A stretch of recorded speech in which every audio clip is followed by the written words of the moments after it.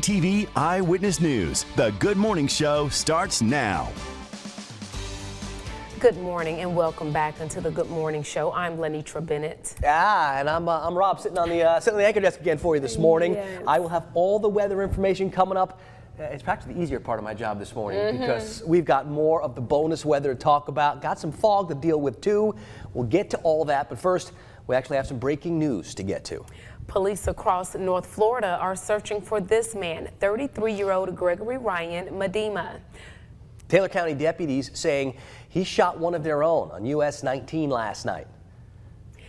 Right now, our Michelle Roberts is live outside the Taylor County Sheriff's Office. Michelle, what do we know right now? I know you've been out there a while so far this morning. What can you tell us? Rob, Lenitra, the Taylor County Sheriff's Office says the deputy is stable at the hospital. FHP telling us that the deputy was shot multiple times and he was life-flighted to the hospital with life-threatening injuries. Right now, law enforcement is searching for Gregory Ryan Medema. As you mentioned, he's 33 years old with brown hair, blue eyes, and he's 5'8". He was last seen wearing a dark-colored tank top, and he may be traveling in a 2000 gold Chrysler Sebring, Florida tag number Y78TKU. According to the FDLE website, he is a registered sex offender and from Lee County. He was last seen on US 19 near Deer Run Road, about 25 miles south of Perry. A Florida blue alert was issued at around 11:30 last night, and we were at the scene overnight, and there was a heavy police presence until it cleared at around 3:30 this morning. Once again, FHP says the deputy was shot more than once and was life-flighted with life-threatening injuries, but now, according to TCSO, the deputy is in stable condition. Now, the Sheriff's Office telling us that they will be giving us more information during a press conference around mid-morning, and we will be here and bring you the latest on air and online throughout the day. Rob, Lenitra. Thanks so much, Michelle. We'll check back in with you shortly. All right, and the coverage doesn't stop here. Right now on WCTV.tv, we've got complete coverage of the story. And of course, we will check back with Michelle, see if anything new happens between now and 6. A former North Florida State Attorney Jeff Sigmeister entering a guilty plea to conspiracy, extortion, and fraud yesterday morning. This happened in Jacksonville's federal court. He was accused of accepting bribes from defense attorneys in exchange for better deals and lighter sentences. He was also accused of siphoning hundreds of thousands of dollars in assets from an elderly man from whom he served as guardian. Court records show Sigmeister could face up to 48 years in prison and $1 million in fines. A sentencing date has not been set. All right, the debate over the demolishing or preserving of FAMU's Truth Hall now heading to court. Plaintiffs argue that demolishing it would cause irreparable harm to FAMU's historic district. The lawsuit naming University President Dr. Larry Robinson, Vice President of Student Affairs William Hudson, and the university. Now, the man filing the suit telling us he believes that the building has historical significance, but the university saying it's more economically feasible to demolish rather than rehab. It has an irreplaceable historical value, the value that what it has meant to generations of FAMU alumni and students. We can't put a price tag on that. Across the nation, at most institutions, they're not renovating, they're building new buildings because of the infrastructure, the technology. Students want to have something where they can live and learn. All right, the university saying last week it's got to balance the needs of the prospective and current students with the wishes of the alumni. The lawsuit is asking for a temporary restraining order, a temporary injunction, and a permanent injunction. Jury deliberations are expected to begin this morning in the federal trial of 3 former Minneapolis police officers involved in George Floyd's 2020 killing. The prosecution and defense made their final pitches to jurors before closing arguments concluded.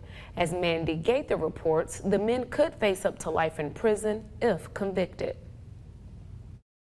It's the final stages of the federal trial for 3 former Minneapolis officers charged with violating George Floyd's civil rights. In closing arguments, prosecutors told the jury Thomas Lane, J. Alexander King, and Tu Tao were all aware that unreasonable force was being used on Floyd by former officer Derek Chauvin, convicted earlier of Floyd's murder, and that each of them knew what procedures could help Floyd but chose not to act. The assistant U.S. attorney argued that Tao and King specifically had the ability, authority, opportunity, means, and duty to intervene. But the defense painted a different picture, arguing their clients were inexperienced or had inconsistent training and did not have intent to harm Floyd. Tao's attorney adding, just because something has a tragic ending doesn't mean it's a crime. All three ex-officers have pleaded not guilty to a charge of deprivation of rights under color of law for allegedly failing to administer medical aid to Floyd. Tao and King are also charged with failing to intervene in Chauvin's use of unreasonable force and have pleaded not guilty to that count as well. The three officers are being tried together. A guilty verdict could mean fines for the three officers and sentences of up to life in prison. Court ended early yesterday because of winter weather rolling into the Twin Cities, but the judge said he will give the jury instructions on the law when court resumes at 10 a.m. Eastern Time. Oh, sure. Blame the weather. Always blame the weather. All right, back to serious stuff. Today marks the 2-year anniversary of the death of Ahmed Arberry. 3 white men convicted on both state and federal charges in his death. Michael George looks at how Arbery's home state is now commemorating his life. 2 years ago today, 25-year-old Ahmed Arbery's life was tragically cut short. Now his life is being remembered as the state of Georgia marks the first Ahmed Arbery Day. State Representative Sandra G. Scott introduced the resolution. It is a day for people to reflect, and definitely for the people of Georgia to reflect on why Ahmed Arbery was killed. Arberry was jogging on February 23rd when he was chased and killed by 3 white men who claimed they suspected him of burglary. Greg McMichael, guilty. All 3 were convicted of murder last year, and just yesterday they were also convicted of federal hate crimes. On Ahmed Arbery Day, Georgians are being encouraged to run 2.23 miles in his memory. We're finding that running invites everybody. Personal trainer Tyrone Irby lives in Durham, North Carolina. When he saw how Georgia chose to commemorate Arbery's death, he organized his own run. More than 800 participants have signed up. What was it about Ahmed Arbery that touched you personally? The fact that he was minding his own business, running as he runs most every day, and he's chased down and hunted like an animal, and then shot and killed. Irby is also asking participants to have a conversation about Arbery's death. Any young black man can be in danger at any place in this country. And we want people to remember that. He believes the day is about more than remembering. It's about making sure these kinds of tragedies never happen again. Since Arbery's death, Georgia has revised its citizens arrest law and passed a new hate crimes law.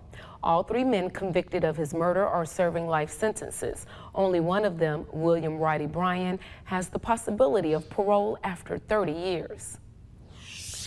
Well, as Black History Month nears its end, FAMU bringing together the presidents of several HBCUs last night for a town hall on the state of their institutions. Dr. Larry Robinson welcoming his counterparts from Benedict College, Jackson State, and Norfolk State. They talked about several issues, including navigating the pandemic and fundraising challenges. Dr. Robinson pointing out how FAMU's humble beginnings. Can you imagine just barely one generation beyond slavery, and with the stark bitterness and wickedness still permeating in the hearts and souls of many in this nation at that time? An institution started with 2 instructors and 15 students.